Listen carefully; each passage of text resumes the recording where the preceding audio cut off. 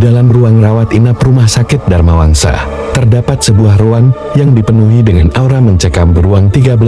Begitu orang-orang di rumah sakit menyebutnya, telah menjadi saksi bisu dari berbagai peristiwa aneh yang terjadi di dalamnya.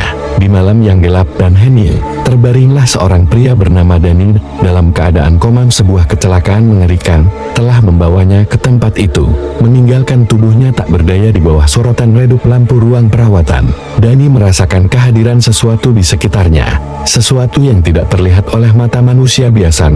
Suara-suara gemuruh yang samar terdengar di kegelapan, memenuhi pikirannya dengan ketidakpastian dan rasa takut. Namun, yang paling menyeramkan adalah bayangan-bayangan yang sering muncul di sudut ruangan, lenyap begitu cahaya memantul ke arah mereka. Selama beberapa malam, Dani terbangun dalam keadaan panik, mengaku melihat mayat-mayat berdiri di sekeliling tempat tidurnya.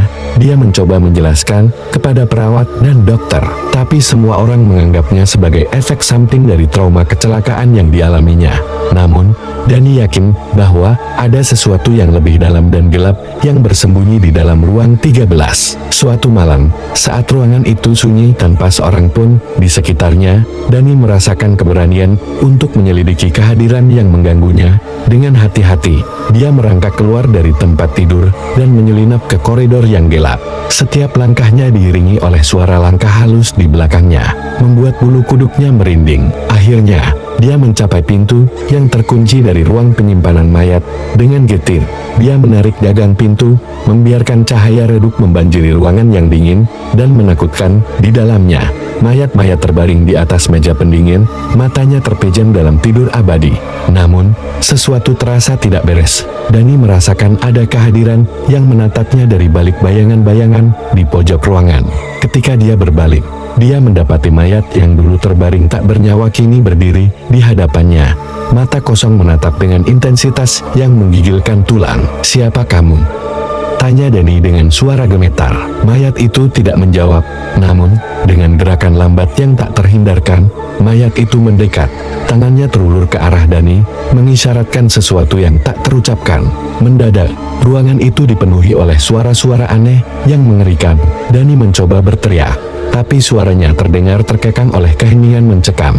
Dia meraih gagang pintu, mencoba untuk melarikan diri, tapi pintu itu terkunci rapat, mengurungnya dalam kegelapan yang mencekam. Tanpa tanda-tanda harapan, Dani berusaha keras menahan serangan panik yang mengancam melumpuhkannya. Dia terduduk di lantai yang dingin, memejamkan mata, berdoa agar ini semua hanyalah mimpi buruk. Tapi ketika dia membuka mata lagi, dia menyadari bahwa kengerian itu nyata.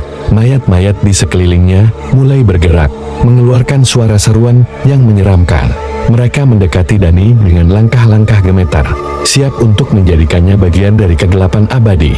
Di dalam keputusasaan yang mendalam, Dani mengingat kata-kata ibunya yang terdengar samar di dalam benaknya. Ketika berhadapan dengan kegelapan terdalam, hanya ada satu cara untuk menemukan cahaya.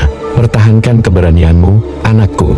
Jangan biarkan kegelapan itu menguasaimu. Dengan tekad yang membara, Dani menghadapi rasa takutnya dan mengucapkan kata-kata yang selalu diucapkan ibunya. Mendadak, cahaya terang memenuhi ruangan, mengusir bayangan-bayangan yang menyeramkan. Mayat-mayat itu menghilang tanpa jejak, meninggalkan Dani sendirian di ruang penyimpanan mayat yang sunyi. Dalam momen kebingungan yang menghantui, Dani mendengar suara halus yang membisikkan namanya. Dia menoleh dan melihat bayangan samar seorang perempuan yang berdiri di ujung ruangan. Wajahnya memancarkan kedamaian dan kehangatan yang tak terlupakan. "Dani," bisik perempuan itu dengan suara lembut, "kamu telah menemukan kekuatan dalam dirimu untuk mengusir kegelapan. Sekarang, waktunya untuk pulang."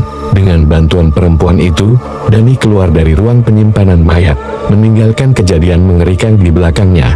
Dia terbangun dari koma dengan rasa syukur dan rasa lega yang mendalam. Namun, ingatannya tentang apa yang terjadi di ruang 13 akan tetap menghantuinya selamanya, mengingatkannya akan kekuatan yang tersembunyi di dalam dirinya dan keberanian yang pernah dia tunjukkan di hadapan kengerian terdalam.